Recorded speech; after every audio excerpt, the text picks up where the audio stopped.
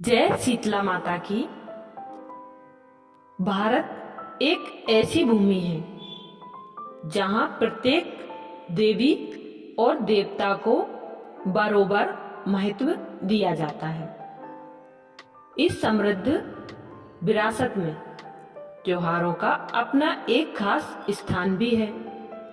फिलहाल हम यहाँ शीतला सप्तमी के उत्सव की बात करेंगे। यह त्योहार शीतला माता के सम्मान में मनाया जाता है, जो खसरा और चेचक जैसी बीमारियों को दूर करने के लिए जानी जाती हैं। अपनी तस्वीरों में वह हाथों में कलश और झाड़ू लिए नजर आती हैं। प्राचीन कथाओं के अनुसार उनके कलश में सभी 33 करोड़ देवी देवता निवास करते हैं। शीतला सप्तमी रंगों के त्योहार होली के 7 दिन बाद मनाया जाता है। इस बार यह तिथि 14 मार्च 2023 को पड़ रही है और शीतला सप्तमी का पूजा मुहूर्त है सुबह 6:33 से लेकर शाम 6:30 बजे तक और सप्तमी तिथि का प्रारंभ 13 मार्च 2023 को 9:27 पर शाम को होगा और शीतला सप्तमी तिथि समाप्त होगी 14 मार्च 2023 को सुबह 8:22 पर और 15 मार्च 2023 को शीतला अष्टमी प्रारंभ हो जाएगी। प्रसिद्ध स्कंद पुराण में इस दिन के महत्व का उल्लेख है। हिंदू लिपियों के अनुसार शीतला माँ को दिव्य पार्वती देवी और दुर्गा माता का अवतार कहा जाता है। देवी शीतला संक्रमण की बीमारी चेचक को ठीक कर देने के लिए जानी जाती है। इसलिए इस दिन हिंदू भक्तों द्वारा अपने बच्चों की सुरक्षा के लिए माता शीतला की पूजा की जाती है। शीतला शब्द का शाब्दिक अर्थ है ठंडा, जो अपनी शीतलता से इन रोगों को ठीक करने का संकेत देता है। इस त्योहार का सबसे महत्वपूर्ण अनुष्ठान ताजा भोजन पकाने से बचना है। इस दिन केवल पिछले दिन तैयार बासी भोजन का सेवन करना होता है। बासोड़ा का अर्थ है बासी भोजन, इसलिए इस दिन को शीतला सप्तमी बासोड़ा भी कहा जाता है। माना जाता है कि एक दिन पहले से सुरक्षित रूप से संग्रहित गैर मसालेदार, सादा और ठंडा भोजन खाने से प्राचीन शास्त्रों के अनुसार पाचन तंत्र को आराम मिलता है। शीतला सप्तमी का व्रत करने से पाचन तंत्र भी बेहतर होता है। एक और बात का ध्यान रखें कि गुनगुने पानी से नहाएं। विशेष रूप से शीतला सप्तमी के दिन गर्म पानी से स्नान करने से बचना चाहिए, क्योंकि इससे पूरे शरीर में स्फूर्ति आती है। हालांकि हर कोई इन अनुष्ठानों पर विश्वास नहीं करेगा। इस अवसर के साथ आने वाले स्वच्छता और स्वास्थ्य दर्शन को सकारात्मक माना जाता है। इस उत्सव का भारत के उत्तरी राज्यों जैसे उत्तर प्रदेश, गुजरात और राजस्थान में प्रमुख महत्व है। हालांकि यह पूरे देश में सामान्य रूप से सभी जगह मनाया जाता है। इसके अलावा गुजरात के लोग जन्माष्टमी से एक दिन पहले कृष्ण पक्ष के 7वें दिन शीतला सप्तमी मनाते हैं। इस अवधि को देवी शीतला को समर्पित भी कहा जाता है। इस दिन सभी लोग पिछले दिन का पका हुआ भोजन खाते हैं। दक्षिणी राज्यों में शीतला माता को देवी मरियम्मन या देवी पोलेरम्मा के रूप में भी माना जाता है। अब हम जानेंगे शीतला सप्तमी पर क्या करना चाहिए।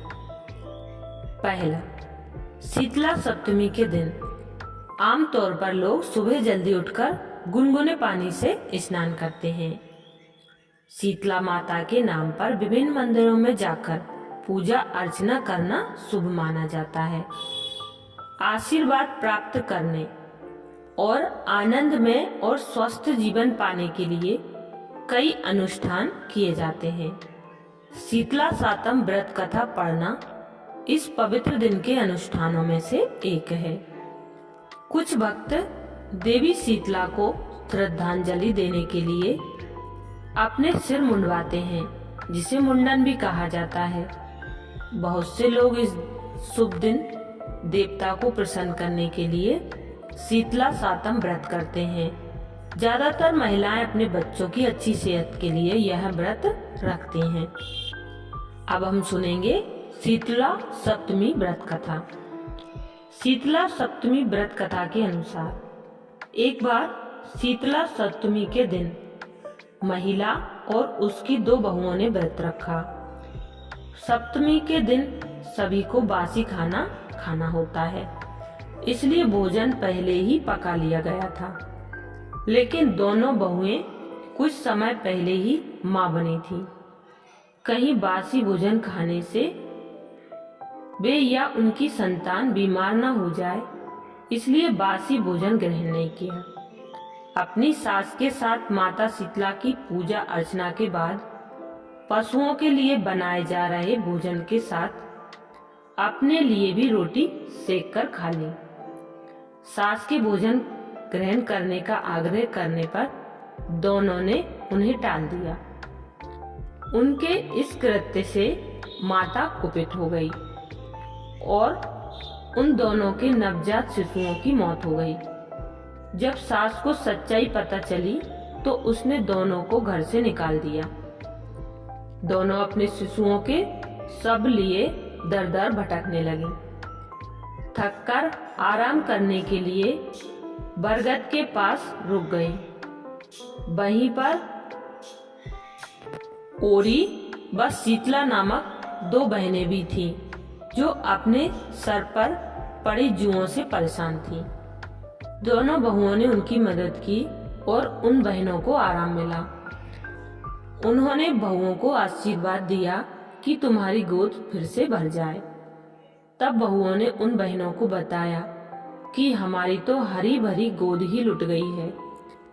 इस पर शीतला ने उन्हें लताड़ लगाते हुए कहा कि पाप कर्म का दंड तो भुगतना ही पड़ेगा। बहुओं को एहसास हुआ कि ये कन्याएं साक्षात माता हैं, तो वे उनके चरणों में गिर गईं और क्षमा याचना की। माता ने भी उनके पश्चाताप के बाद उन्हें माफ कर दिया और उनके मृत बालक जीवित हो गए।